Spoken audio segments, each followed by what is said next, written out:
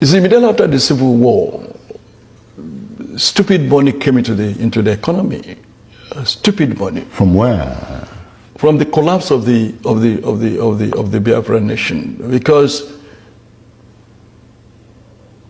the war leaders, those who are prosecuting the war, they declared so many people dead. Some were really dead, and they are still collecting their salaries, they are still collecting their pay. That was the time you had all these emergency contractors, and that was the birth of Ebenezer Obey and Sonia Day, and that was how they overthrew high life in Nigeria. That was the death of high life. How did that lead to the death of high life?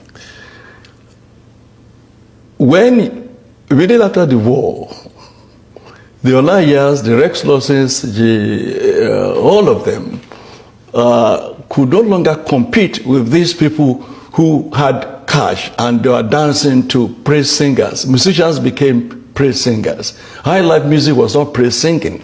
So there was a lot of money, and that was there you had people like Sonade saying the father that gave him birth is Lowone or Yobone or Lowo and all that, and they were throwing currencies at ones of currencies at musicians, and those who became rich, and since then they've not declined. So that was the time that high life was supplanted by the juju music, and the tradition grew on and grown. So that was the time you had all these emergency contractors selling wedu, selling beans to non-existent soldiers, so to say, prosecuting war. That was the time several soldiers, especially war commanders, became multimillionaires. And they were the people who were patronizing the social joints. That was then you had one in Yaba, one so on and so forth, Miliki Sport and all that. All this grew in 1970, 71, after the war. And that was the confirmation of the confusion that the Civil War foisted on the state. To a large extent, yes, the unfortunate Civil War. Those who provoked the war and those who prosecuted it contributed largely to the death of Nigerian morals. And we have not gotten out of the woods, even since then. You've always felt that that war was preventable? It was a stupid war. It was a cruel war. It was a war that ought not to have taken place. If Gowon had apologized to the Igbos, as you said? If he had apologized at that point in time, and also been able to rein in Usman Katsina and those who were belligerent, those who were murdering Igbo folks in the north, if he had been able to handle them. But the Christian, the Catholic, the catechist son that he was, he certainly was not able, because he didn't put himself in power. It was the Fulani oligarchy that put him in power. So he could not handle them? He couldn't handle them, because it was not really, he was in office, wasn't in power.